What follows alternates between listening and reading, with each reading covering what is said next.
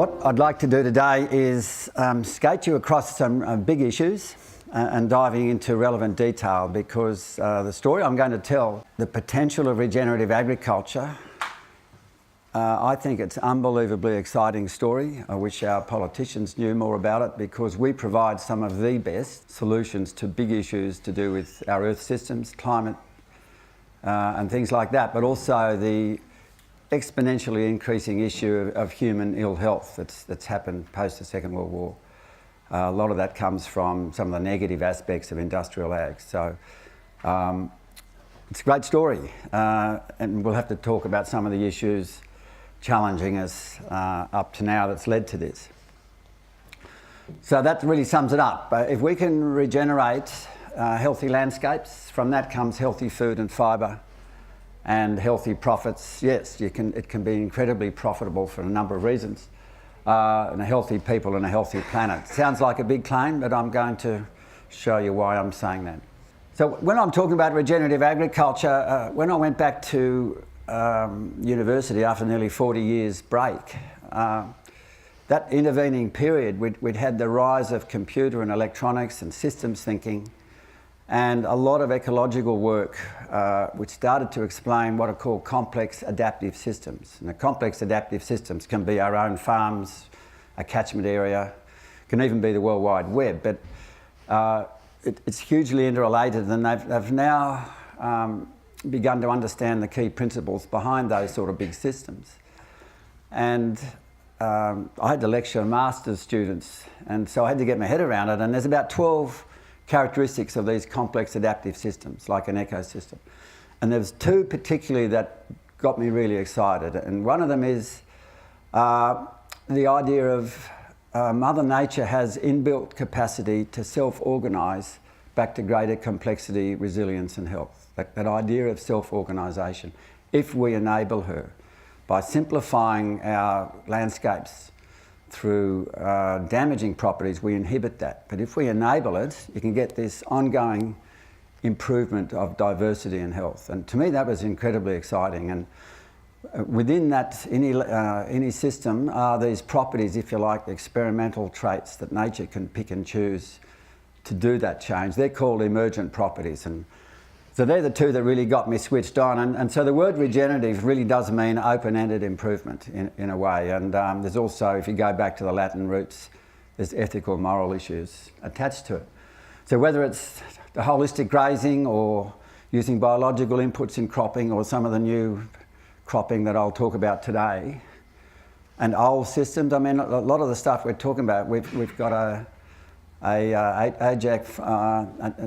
scientist from Sudan here, and the knowledge in places like Africa and indigenous communities go back centuries. Biodynamics developed in the 20s, and permaculture in Australia, but to me, they all come under regenerative agriculture, because what's in common is the renewal of the key landscape functions, which I'll be talking about. So some big picture stuff first. As you can see, these rats here are discovering they're not in the best situation. And quite frankly, we have now got ourselves as a species into the most dangerous situation that's ever confronted our species since its evolution. And that's our behaviour has pushed the Earth into a whole new epoch. What this huge consensus of scientists now are starting to say, it looks like the planet has moved out of that last 12,000 or so years of what's called the Holocene, which followed the highly variable ice ages of the Pleistocene. The Holocene was that unique period of the right carbon dioxide, temperatures, etc., that allowed humans to domesticate agriculture, and from that came our modern civilizations. But we have now started to destabilise, and I'll be showing in a minute, those ideal conditions for Earth, which is 9 key systems that self-organise and interrelate to maintain the right carbon dioxide levels and the right protective layer around the Earth and those sorts of things. We have destabilised that into a new dangerous phase, which they're calling the Anthropocene, anthropo-human caused. And it's not just about climate. People get hung up on that. It's about the other 8 Earth systems as well.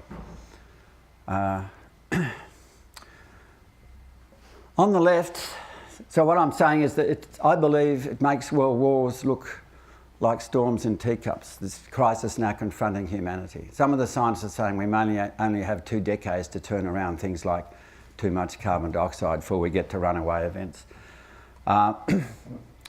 It's certainly, if it was more tangible like a world war, we'd be galvanising the whole of society to take this on, but it's too intangible, and that's part of our problem, and without getting into the political interference in the way. But so on the left is our blue-green planet. As far as we know, there's only one in the entire universe that's blue-green, and it's blue-green because it's got life on it. What surprises people is it was actually life itself that created the conditions for life. A bit over 3 billion years ago, it was bacteria in the oceans that broke open water and put oxygen up into the atmosphere for the first time. And then once the algae and lichen started to break down rock, over 500 million years ago, in time the great forests started to evolve about 420 million years ago, and so the carbon dioxide cycle started to be really regulated. So it was life that created the conditions for that. On the right, a bit of a dramatic illustration, but it's now one species of that life that is starting to destabilise this. That's us. Which means also that we have the capacity to change things. What's behind moving into the Anthropocene is what we now know and is generally called the Great Acceleration, which is that post the 1950s, with the rise of the modern economy and the rise of human population, both of which are like those graphs, exponentially going up. With that came similar rises in the socio-economic trends, whether it's population, GDP, and even little indicators like the number of McDonald's restaurants worldwide. And on the right, the blue, are the Earth system trends, the rising of things like nitrous oxide, carbon dioxide in the atmosphere, the massive destruction of biodiversity, etc., the use of water, which I'll be touching on directly. So that's what's behind moving into the Anthropocene. It's extraordinary. We're almost like a plague species, the way we're taking off in population and starting to do damage. Are we good at doing this? You bet. The Aral Sea was once the 4th largest lake in the world. It's actually almost exactly the same size as Tasmania. Industrial agriculture for cotton in the Soviet Union did that. And then once that happened, because of the pesticides and weedicides used for cotton, that was all released into the atmosphere as well, a lot of it. In 2013, I ended up doing a job for an aid organisation in the central Dry Zone of Myanmar, or what was once Burma. And this was a beautiful village society, grazing animals, growing their own vegetables, a bit of trading. By that time, they'd had 20 years of climate disturbance. The monsoon off the Indian Ocean had been shot to bits, so the rainfall has dropped 40%, the monsoons come later, they're highly irregular, rarely do they get follow-ups. And they've totally changed a lovely grassland, grazing landscape into pretty much desert with a few thorny shrubs, and it's having devastating socio-economic implications. They're not too sceptical about climate change. So this is what I was alluding to earlier, how our Earth is self-organises to this stable state we've had through 9 systems. I'm not going to go into them all, but the key biophysical ones are obviously the climate, sustaining that safe envelope around the Earth, protecting us from radiation, etc. Biodiversity loss. Our species has now triggered the 6th greatest extinction event ever on Earth, due to us this time. Land system change, the clearing of all the forests, etc., overuse of fresh water, and disturbance of the phosphorus-nitrogen flows. Now, if you look at the scientific literature, the worst aspects of industrial agriculture, if not the major player, is a major player in disturbing all of those. But there's a flip side to that.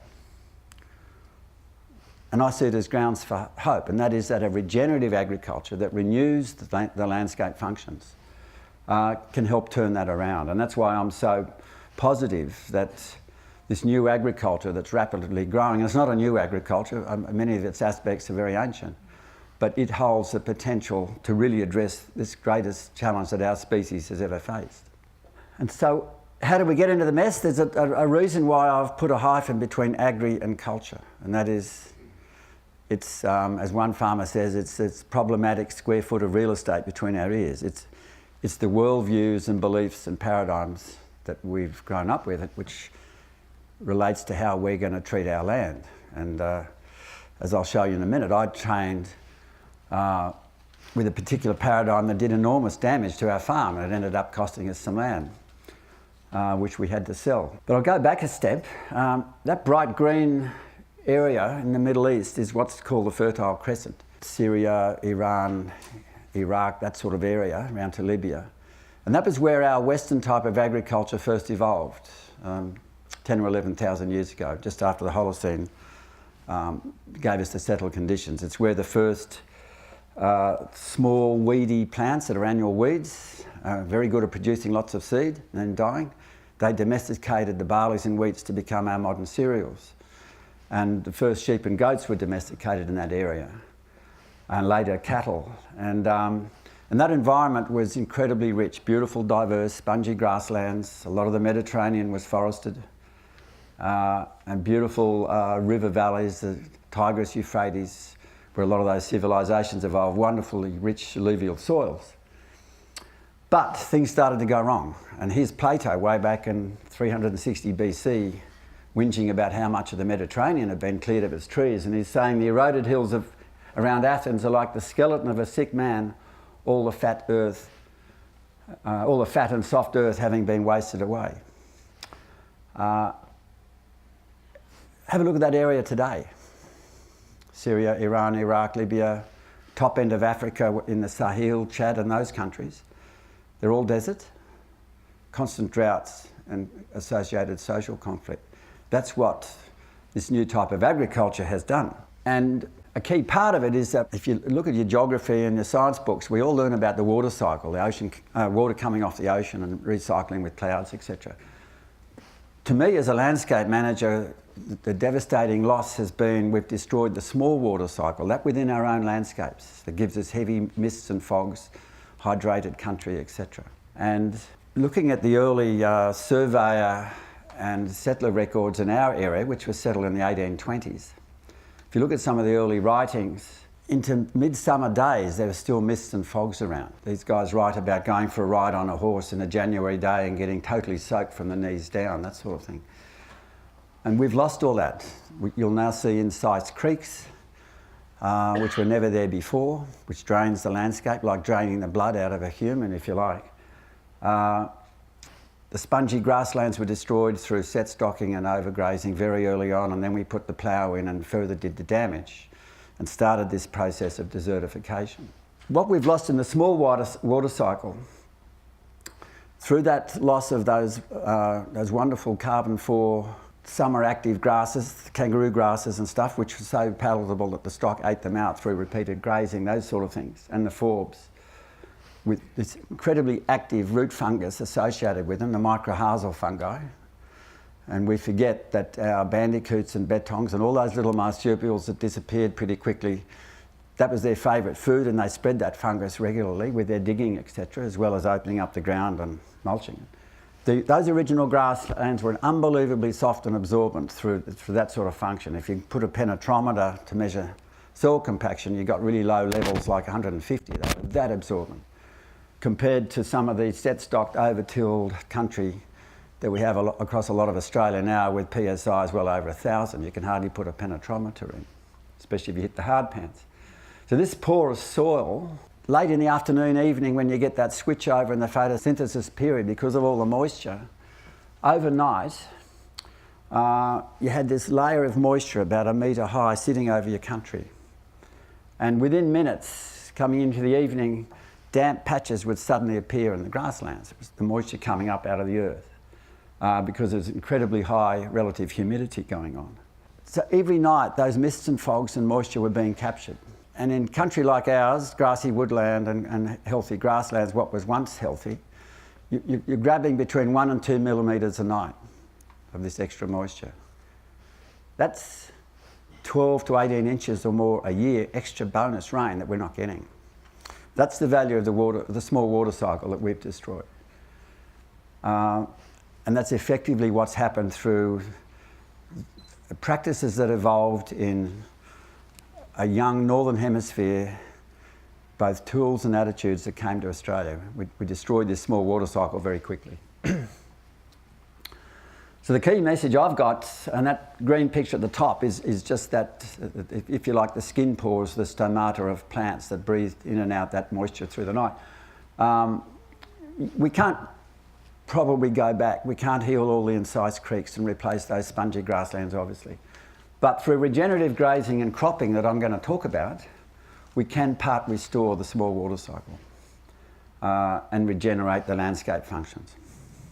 And so what's behind the process, how we've rapidly changed this continent, is this switch in the minds that occurred in the Western civilization from the 16th, 17th century on. So if you think about, on the top left, in the indigenous cultures, and even in medieval Europe, where Bruegel, the elders, painted this in the 1500s, their annual summer harvest.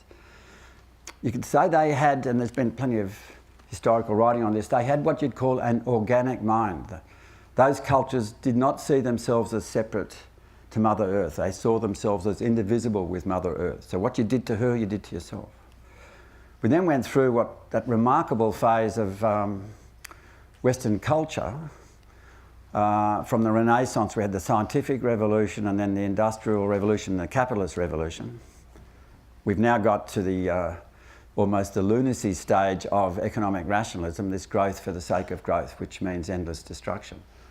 But that was quite a wonderful process if you go on from the Renaissance. But the net effect is where we've landed up in what you could call the mechanical mind, where we see ourselves as separate to Mother Earth. Earth's become a substrate from which we extract profits. And the result has been this damaging of landscapes and function. And so what happened when that hit Australia was those ideas, people and their tillage and other practices came from an effectively post-Ice Age landscape, post 12,000 years. So the soils were chock full of nutrients after the glaciers had melted and the rivers that had deposited a very moist, humid atmosphere. If you go to places like England, the rain is usually soft and gentle, and so the practices evolved in those heavy soils and the attitudes that came with it. And compare that to where they came, one of the oldest continents on Earth, 2/3 of Australia is up to 3.8 billion years old. That's nearly over 3/4 of the age of the Earth. So there's bugger all nutrients left. And the ecologies above and below ground, to make use of things like scarce phosphorus, are very good at recycling it quickly through dog-eat-dog approach and all that sort of thing. Totally different to how it functions in Europe. And underneath this ancient landscape, because of that history, is this big layer of salt through much of the continent. So we get over here and start clearing trees, which were keeping the water table low, and we end up with dryland salinity. There's now millions of hectares of that, and it's still growing.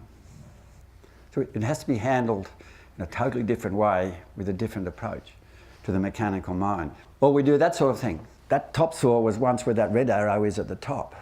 And I woke up this morning and picked up the Herald Sun, and here's a photo of a big, massive wall of dust hitting Mildura. As a young university student, young and silly, I did a fair bit of mountaineering and climbing, and I was in the Upper Tasman Glacier climbing in the early 70s, came across a big patch of red ice, and I said to the Kiwi with me, this is some sort of algae or something. And fairly aggressively said, no, that's your bloody drought of the Mallee period and the Mallee drought in the 30s. The whole of the New Zealand Alps turned red, and dust from pastoral country, South Australia, Broken Hill, Wimmera, Mallee, went up to 4,000 k's and turned the whole of the Southern Alps red. And we've done that on about 3 or 4 occasions. And my approach, you guys probably don't identify with it, well, the Kiwis flog us every year at football. They've got a lot more nutrients than we have. We should not be giving them any more of our precious nutrients. This was about 2015. Someone sent me this. A whole lot of chatter on Facebook as this dust cloud rolled through, and lo and behold, wake up this morning and it's happened again. So it looks like we're slow learners. So you could argue that the plough and domestication has created deserts around the world, and it has. Not all the deserts, of course. Atacama and those sort of deserts, more naturally deserts. So did we get agriculture wrong? Does it apply in Australia, some of the Western agriculture? Because the stats show that through those types of agriculture, we've turned into deserts upwards nearly of 40% of land that was available for agriculture into deserts. And I travel widely across Australia, and I would say many, if not most of our landscapes, unlike Gippsland, which is what you'd say more resilient and less brittle, but many, if not most of our landscapes are on various stages of desertification, but we're not talking about it. Some of it already truly deserts, and that's why that dust is coming through yesterday. So are we in denial about it? I think possibly we are, because we're still looking at it through European eyes. And so what I'm arguing, there's another pathway that can regenerate and not harm those small water cycles and those delicate landscapes. And it can address the big issue of human health while it's doing it. And that's really the key. This is the hands of a Russian peasant in the Ukraine, but I'm going to be discussing the 5 landscape functions, but I think we all know that a healthy, hugely diverse, biologically active soil is really the secret to the whole thing. And so plants with animals can restore our farms and soils, our ecosystems and profits, but it's not monocultures of plants. We now know through a lot of microbial work, which I'm going to talk about later, things like multi-species cover crops, perennial cover crops or pasture crops, richly diverse grasslands or cropping into them. In all these key systems, if you want to drive them to the maximum, you really need ecologically grazed animals within them and a huge diversity of plant species. That's what's going to drive this self-organising process to regeneration. And the key is, if you like, being able to read our landscapes, understanding how they function. In other words, getting ecological literacy.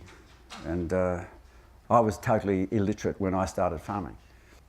So our current industrial paradigm, if you like, we really regard nature as the enemy. That picture of the shark was actually a full-page ad in the Stock and Land, all the big weekly rural dailies across Australia about 6-7 years ago. It's an ad for Roundup. That's a Roundup drum, sexy eyes, sexy smile. In that language is words like trust your killer instincts. So we're talking about some of the world's biggest companies selling these products with psychologists working in the labs, designing the ads to press buttons up here. But the result has been is mounting massive unsustainable costs, increasing toll on human health. I'll be touching on that later with glyphosate, the second half of the talk. And our increasing separation from Mother Nature. If you've got those sort of ads, it's not going to help us to love what we're farming in. And from that comes our lack of understanding of how our landscape functions, because we don't think we need to know that. All we've got to do is apply product or sprays or rip into it. And we're finding now that it's counterproductive. So my journey was I had to leave uni at the age of 22 and finish part-time because my father had a heart attack and I had to take over the management. And I'd grown up on the farm all my life, but it doesn't mean you know how to manage a farm. So I sought the best advice, Department of Ag, CSIRO and the best local farmers. And I became a pretty good industrial farmer. I ploughed and overgrazed and set stocked and for a couple of years even sprayed paddock. And I could drive past this landscape and not even really see it and realise it should have been in hospital in intensive care. I was that illiterate. And this really sums it up in a way. That fence line there is a division between 2 neighbours not far away from me on our temperate grasslands on the Monero. That's how I managed and at the moment in places, and it's even barer than that. And when I managed for the 5-year 80s drought, got myself into a big debt, we got down to dust, and I had a merino stud then, and I thought our economic performance was all about our animals. We were selling upwards of 300 rams, so I had to get them up at the end of every November in perfect condition and get high lambings. So in that drought, we bought semi-load of corn every month, ended up with a whacking debt, and the end result of that was I'd belted my key resource and ended up having to sell some land to get out of it. Now I like to think I'm more like the paddock on the left, more ecologically managed. But at times in my career, I did straddle that fence. It's a barbed wire fence, not all that comfortable. So the key really, and people like Alan Savory, the founder of that ecological grazing, because he watched the animal herds in Africa, he and other ecologists talk about the 4 biogeophysical landscape functions. Obviously everything comes from the sun, grabbing carbon dioxide, turning it into sugars, which feeds the soil bugs as well as enabling plants to grow. That relates to the water cycle, soil mineral cycle and biodiversity. But I've chucked in a 5th function, these weird creatures here, us, and how we think. And if you look at those arrows, if you either regenerate or damage any one of those functions, it's going to compound on all the others. You can't operate in isolation on any one. If you're going to dump poison or an overdose of chemicals on your soil, it's going to impact the others in one way or another. And it's these functions that undergird our very civilization. I mean, ask where our fossil fuels come from. They come from plants originally. So you then ask, and I've been there on all those, how's that going to help those 5 functions? The answer is it's not. And that's what happens to the interrelationship. They're all chopped off because you're damaging one or other. In fact, you're damaging all of them eventually. And so there's no healthy function, there's no open-ended regeneration occurring. So I'm going to now skip through the functions with some examples of what, when people turn around to the regenerative approach, quite remarkable transformations occur.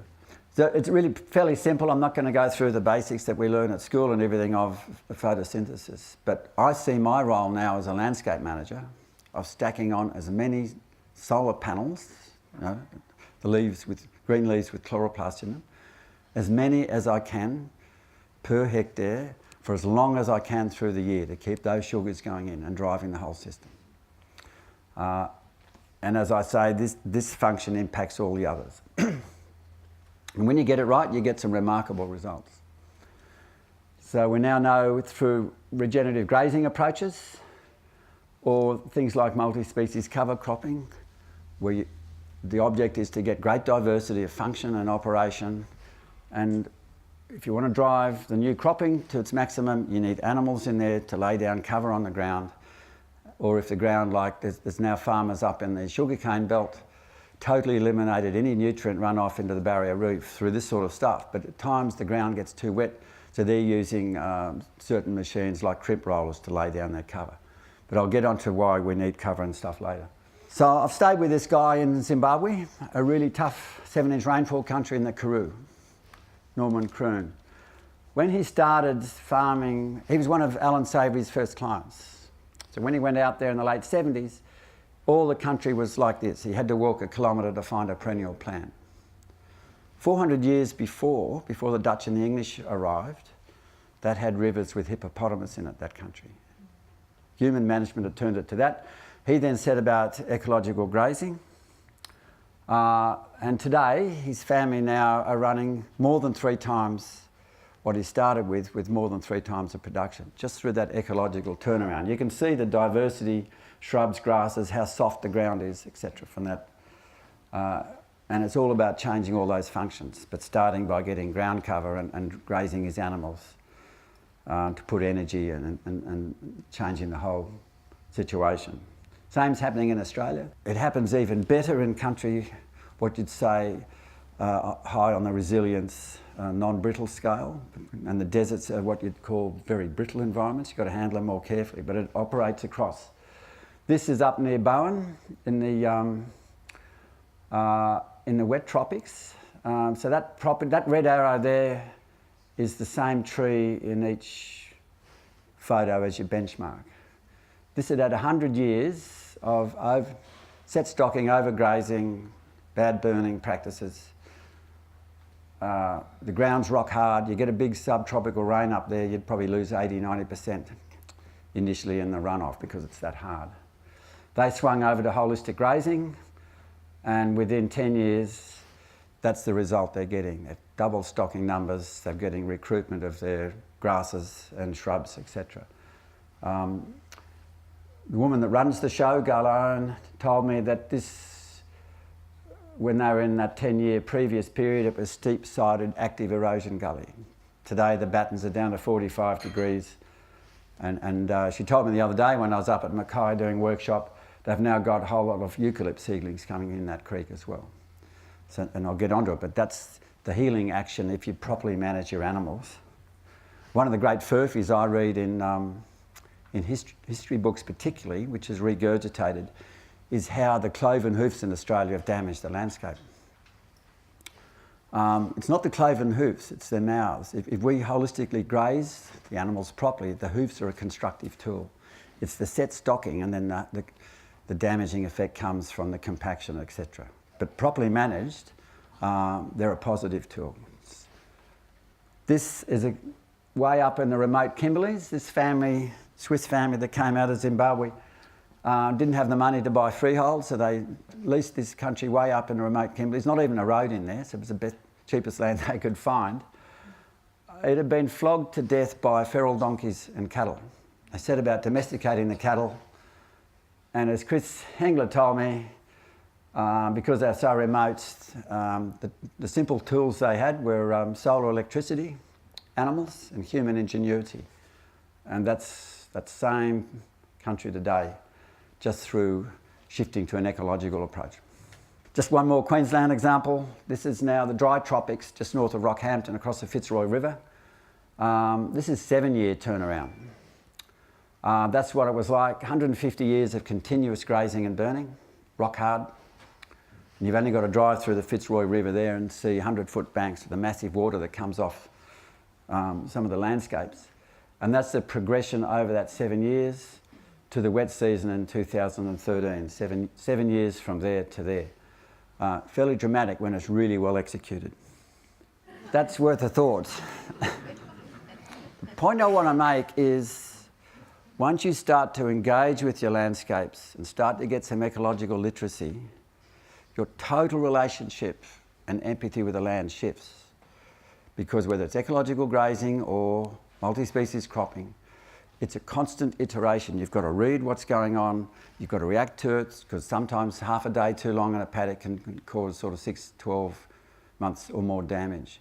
So it totally changes. It's starting to get that switch back to an organic mind, whether you're starting to relate with your landscape. It's not anymore that inanimate resource. And the point I'm making is that these animals are also integrally needed if you're going to maximise some of the new cropping that's emerging. And that's a recent photo of the Coglands down near Holbrook. All their neighbours were bare, set stocked, and here they are running around a mob of 2,000 cows. And I've been over and had a look a few years ago.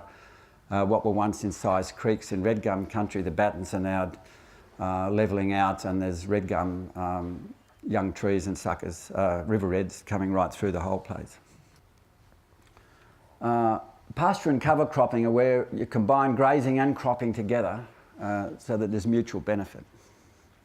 So using animals to lay down cover, fertilise, stimulate more of those photosynthetic solar panels benefits the cropping and the soil particularly. And that's what's behind using the animals. But basically cover cropping uses diverse annual crops largely to create mulch, control weeds and improve soil health. In other words, it's to cover the ground and build fertility for the next crop or pasture. So quite often people that take over really compacted rundown country might cover crop for a few years to get the soil health going before usually using animals, but sometimes machinery, then laying that cover down, and they'll use something like a fine coulter disc to drill in the next season's cereal crop or whatever. But you're eliminating expensive industrial inputs and starting to use biology to get your soil going. So you're maximising soil health with those animals, critical, unless you can't, and you've got to use crimp rollers or something. And it's all about pushing more and more of those sugars into the soil to get that biology really going. And the food in the cover, etc., for them to feed on. Pasture cropping is a little bit different, which Colin Size evolved, and variants of it are Bruce Maynard's no-kill cropping. It's a perennial cover cropping technique where annual crops are zero-tilled or direct-drilled into dormant perennial grasses or grassland.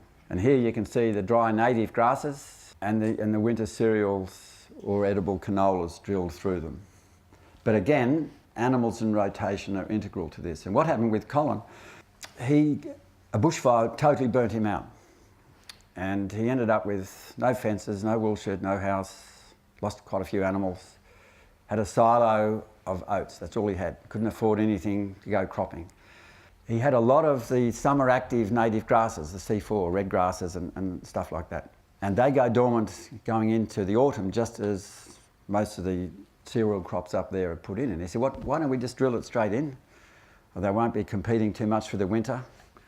And then things evolve, but what he does now is drill it into the native grasslands, ecologically grazes once or twice or more through the winter to have stimulatory effect and possibly still cereals. And then when those crops get ready for harvesting, the C4 grasses are just starting to wake up. So he takes off his crop. In this case, he got 2 or 3 tonnes that first year.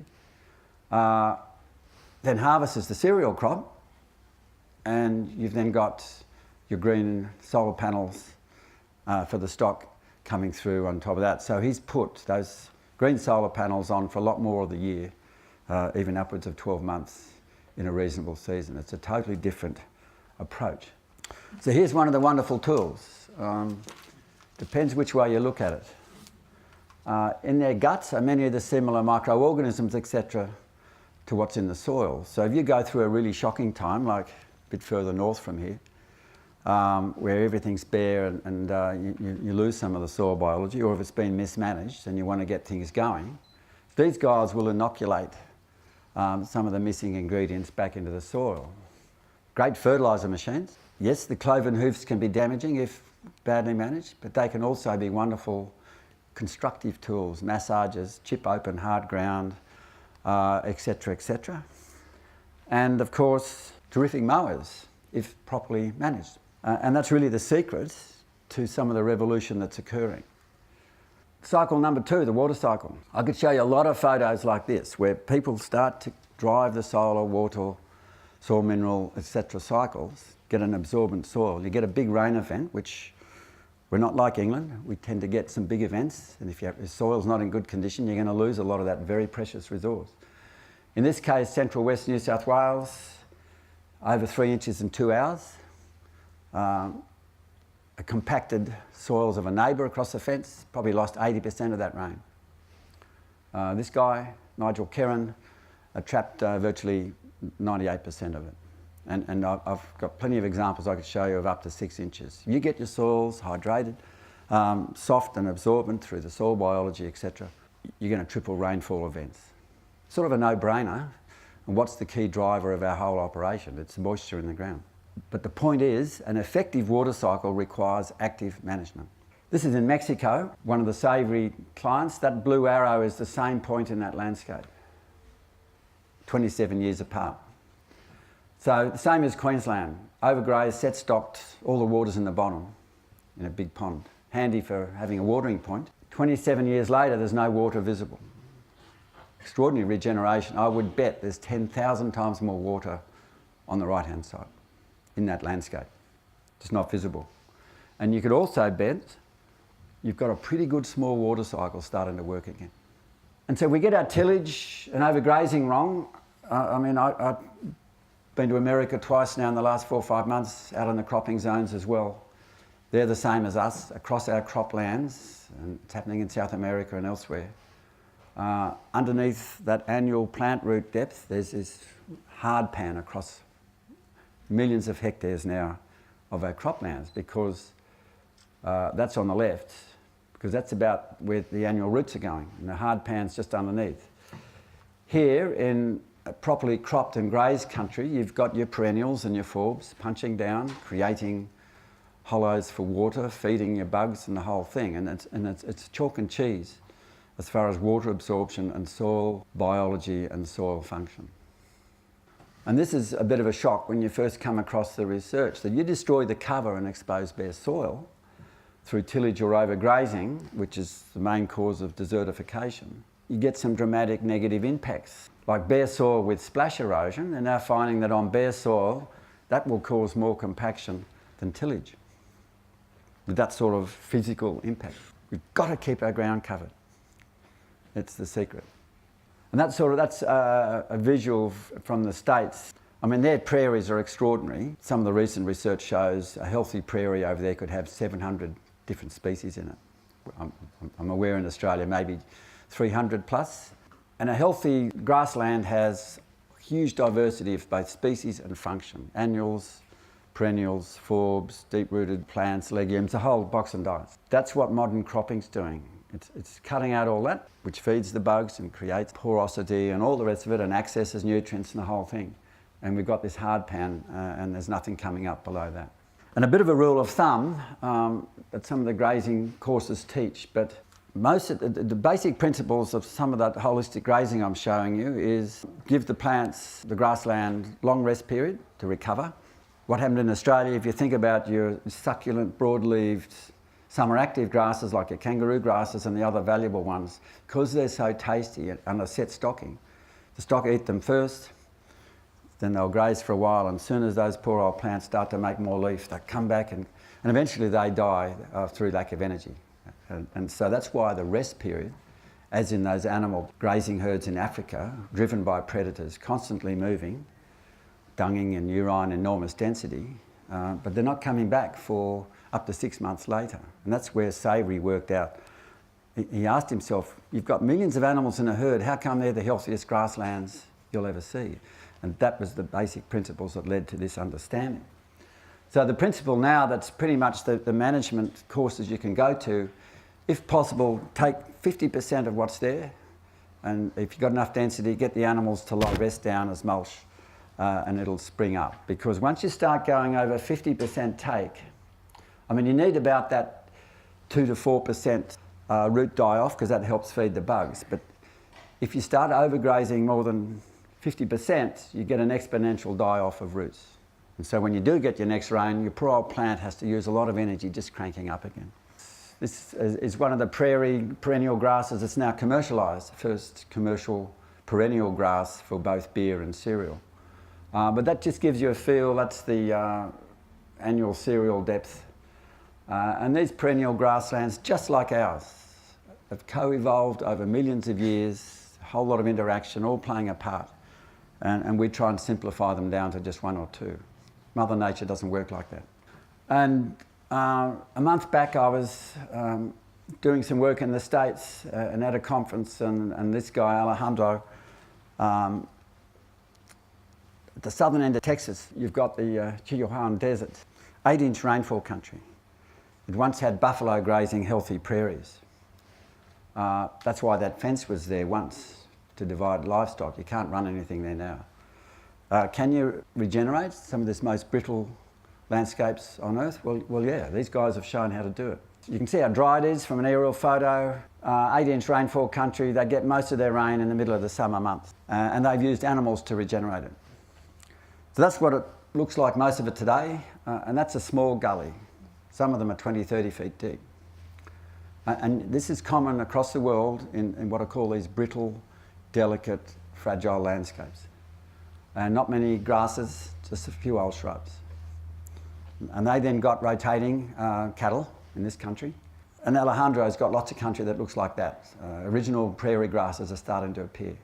They've got a really good group called the Grass-Fed Exchange for ranchers across the States.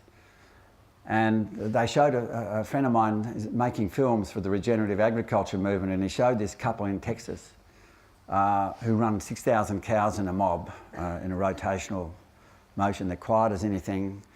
It's getting close to an African herd, the density and the animal impact. And they took over compacted, belted land, and within about 7 or 8 years, some rare prairie grasses started to appear because the soils had got functional and some critter had brought up the seed. Same here. These species, once you get the soil active, start to appear because the seed's there. In Australia, the same as the States, we didn't get industrial fence wire until the 1870s when the technology had evolved. And it was part of the problem because then you could fence off a paddock, leave them, they weren't going to escape. It actually led to more set stocking than anything. Still does. Alan Savory's been battling a lot of the world's rangeland scientists for decades because he's telling them that once you degrade land to this state, it's not going to regenerate of its own accord. You lock it up as a national park, which this is, it'll either stay like that or continue to degenerate.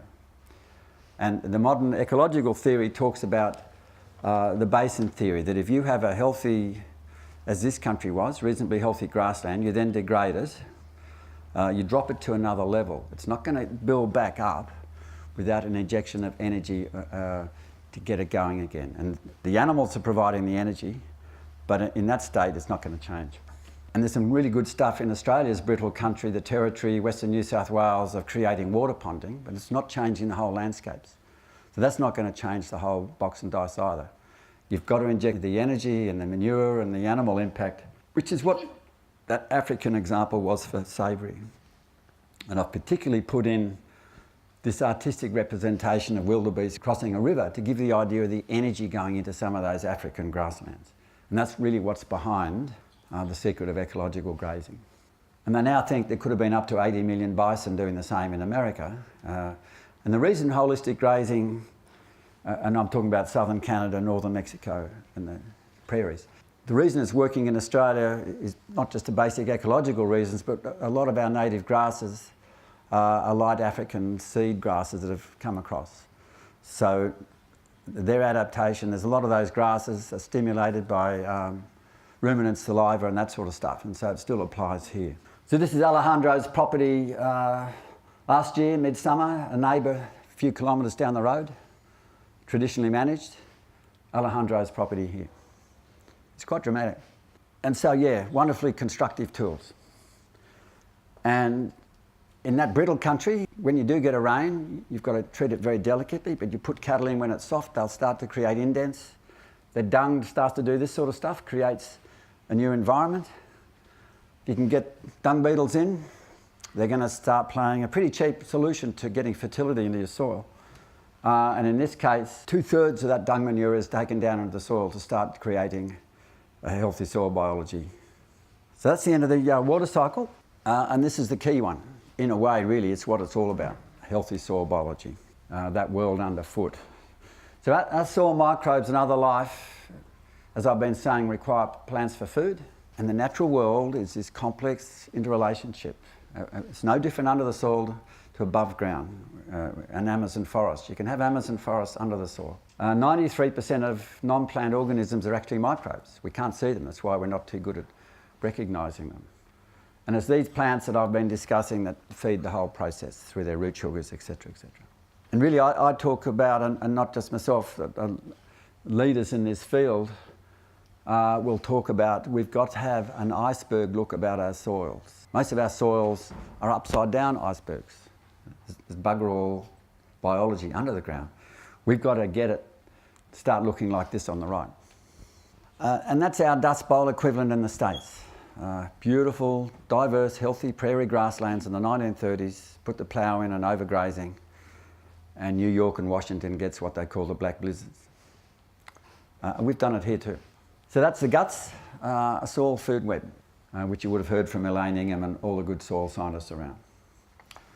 And there's a lot of research recently that's starting to highlight just how unique the world is underground, or the Underland World. We now know that trees communicate, mother trees protect their offspring, and there's a huge collection. There's a mycorrhizal fungus in Oregon now covering 2,500 acres, one organism, and they're all talking to each other. We're now finding through lots of research, this life can go down to nearly 3 kilometres. Here's bacteria living on hydrogen nearly 3 k's down. We're focused on that higher area, but the Earth's crust is more than double all the oceans of Earth in volume. Contains biodiversity equivalent to the Amazon. Teems with 23 billion tonnes of microorganisms. And the combined weight under there is hundreds of times the combined weight if we weighed all the humans on Earth. So Because it's invisible, we sort of have ignored it for a long while. And these guys are crucial. The root fungus, I'm only highlighting them because they're one of our great allies amongst many. If you get your soils healthy, you get these various types of root fungus, and they have these invisible feeding tubes called hyphae. You can't see them except with a microscope. If you hammer your soils with bad practices or wrong chemicals, you don't have too much hyphae and fungus. That's a healthy soil, that's versus a belted industrial soil. Now in a cubic metre of healthy soil, equivalent to a small truck, there can be up to 25,000 kilometres of those hyphae feeding tubes. And the relationship of these mycorrhizal fungi with the plants is that the plants release the root sugars, but the partnership, the symbiosis, is that the fungus go out and source all the nutrients and micronutrients. So if you have these guys, you've got healthy food, chock full of nutrients, phytochemicals, micronutrients. If you don't, you've got drug addict plants waiting for the weekly dose of NPK or whatever it is you're going to put on. And you're missing out 99% of the goodness that's capable for healthy plants and animals. Now, if you then go in and spray, over-fertilise, you're going to kill all that off and you're left with that simplified system. The underground world loves these mycorrhizal fungi. It's a great place for them to live, and that strand is wrapping around an aggressive nematode that's causing disease and damage there. So they're also defence organisers as well. How are we going with some of our best soils, which don't compare to the prairies, let alone some of the African soils? But in 2011, I cut across a back road on the Liverpool Plains and saw this. Now, there's some of our best soils, metres deep, beautiful volcanic soils. So there's a fence about there. I hopped over that fence, went for a walk. Those soils were heavily crusted. They were totally dead. They've been so over-fertilised, so over-ploughed, so over-sprayed. That water should have gone in 5 minutes and is sitting there 12 hours later. That's all about soil biology and soil aggregation and all the rest. If you've got no cover, 41 degrees air temperature, 108 Fahrenheit, you go down half a centimetre where you get this baking effect. Your temperature gets up to over 60 degrees centigrade or 160 Fahrenheit. None of the soil biology will live there. That's the importance, one of the many reasons of having good cover. And these guys, a radical pair in Western Australia, I write about them in my book. You people would laugh. They're virtually farming on beach sand over there in the northern cropping belt. A lot of the Mallee country in Western Australia is basically beach sand, stripped over billions of years of any nutrients.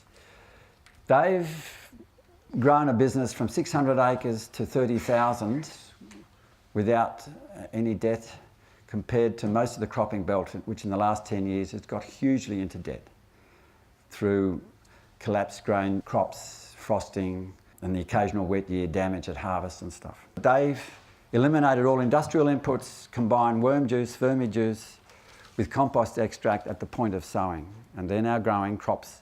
In this recent case, they're getting 50% more barley yield than a neighbour, but they've eliminated all their industrial inputs. That's where their profitability is coming from. And their resilience to disease, to frost damage, etc., because the crops aren't pumped up with nitrogen and soft and all those factors is huge. That's the fence line between a traditional neighbour and the Haggertys at the point of harvest. Some of that sand after harvest is blown into the Haggertys. That's what the traditional crop looks like. This is in November. That has to now go through 5-6 months of bare ground exposed to the sun in Western Australia, over 40 degrees. And the Haggertys have now, in their cropping country, getting recruitment of perennials and stuff that they haven't seen. And some of the agronomists thought that you'd never had those plants before. That's what the roots look like in the traditional country there, of the neighbour. There's no fungus or their product attached, compared to the Haggertys with this extraordinary soil aggregation and glomalin and all that sort of stuff that comes with it, proper biology. And that's what healthy soils look like, full of aggregation. And a well-aggregated soil is about 50% air. That's where you store your water, etc., and where the roots can penetrate, etc. So what's next in creating soil health? And so multi-species cover cropping and pasture cropping is doing the same, using animals, of creating a totally different soil to replace industrial fertilisers effectively. There's a reason for having multi-species, because they're all playing different roles, punching holes or providing different nutrients, building diverse soil ecology. When you get it right, if you graze it a few times, you've got your, in this case, oats ready to harvest, and you've still got your green multi-species coming through. And some people are now experimenting with different vegetables which play a role, whether it's brassicas or dicot radishes and other things.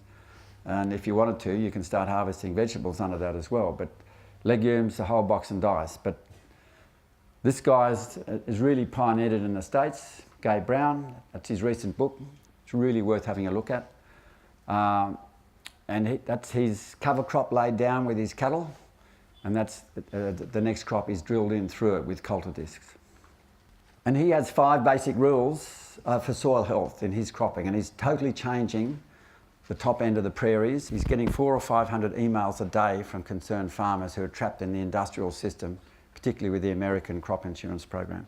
Eliminate all disturbance if you can, of any sort. Get 100% soil cover, he calls it armour. You need a huge diversity of everything, which is nature's golden rule. Have your roots living for as long as possible, so you're punching in the sugars for as long as you can.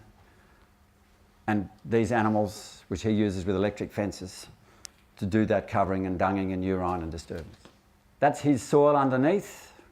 You can see the aggregation and the worms and stuff. He walked 40 metres, hopped over the fence with a traditional neighbour. That's the neighbour's soil.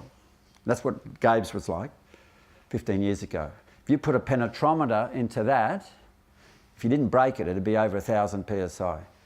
Into Gabe's, be about 200, I would imagine. So that relates to absorbency of rain. And so his soil infiltration, when he got going, the year before he switched, he was getting about 1/2 inch an hour in those good prairie soils, if he got a rain event. 11 years later, he was getting 20 times more, 10 inches in an hour. One of his recent tests, after 17 years of cover cropping, is taking 9 seconds for the first inch to go in and 16 seconds for the second inch with that simple soil test compared to 1/2 inch in an hour. Just dramatic. What's driving profitability? It's your rainfall in ground, and that relates to your soil carbon. So if you add all that together, if you increase the soil carbon by 1%, you will store an extra over 140,000 litres of water per hectare. That's what I mean by no-brainer stuff, and that's backed up by research in the States. The scientists in the microbial world were awake to a take-off events when you've got a certain healthy soil function underneath. And it's only recently that when they were hearing from people like Christine Jones and others who are saying, well, look, the Gabe Browns, Colin Seises and the holistic grazers, when they get things right, you get this take-off of health. And they connected the 2 dots, and we now know what's going on. So soil organic carbon's the key driver of our profitability. And to generate high soil organic carbon, I've gone through the cropping and the grazing things, but so what really happens then, we get this remarkable self-organisation that triggers this tipping point when you suddenly make a lot of soil quickly, and it's called Quorum-Sensing. The word quorum comes from getting to a minimum number, which we have in committees. Once you get to a minimum, this critical density factor in your soils through starting to farm biologically, regeneratively, you get this takeoff. And what's remarkable, you get this chemical communication. They're not using English or Latin, but we're using chemicals. Plants communicating with the soil bugs, and when those soil bugs in our guts, for example, are communicating with us through switching genes on and off. So, yep, we're actually talking to the microbial world who's talking to the plants. It's sort of mind-boggling stuff. And here's an example of what happens. This plant, once you get to this critical level, for example, this plant is low on nitrogen. So not looking for a big nitrogen truck to come in. It's sending a signal to the plants, I'm low on nitrogen. This is one that's got, once it's got to this quorum-sensing critical stage. The rhizobia bacteria get the message, and they go and form nodules and start fixing nitrogen out of the atmosphere. And the same happens with disease invasion. The message goes out that I'm being attacked, and the response occurs from the defenders, whether they're viruses or bacteria in the soil, to help defend. So there's this mutual collaboration in a healthy situation. And so that's what quorum sensing is, this communication across the animal kingdoms but you've got to get to this critical tipping point. And I don't want to belabor it because there's a lot of science in it, just to let you know that we now have a scientific understanding why we're getting this takeoff. So you then look at spraying big areas, huge dumps of fertiliser, getting your ground cleared, or like I did, overgrazing. What chance of quorum-sensing happening then? In colloquial language, bugger all.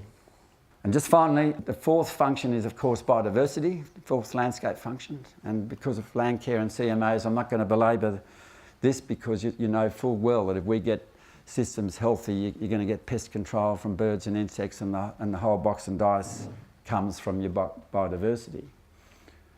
Just one example, you would have heard of the Otway Agroforestry Group out from Geelong. They're doing wonderful stuff where they asked the question, let's not have just farm forestry. What can forestry do for we farmers so we can continue farming but increase diversity and enterprises? So it's a whole different way of approaching farm forestry. So this is Andrew Stewart, one of the guys that helped Rowan Reed, the forester who developed the courses and then the whole movement. There's now 200 plus farmers out in that catchment, all involved in regenerating an entire catchment. So the Stewarts got down to 2% in pretty well forested country, only 2% of vegetation, and things were really going wrong. Dryland salinity, lots of pests, dropping animal performance, pasture disease. That strainer is the same strainer as there 24 years later. So they took 20% out of traditional production and put it back into diverse trees.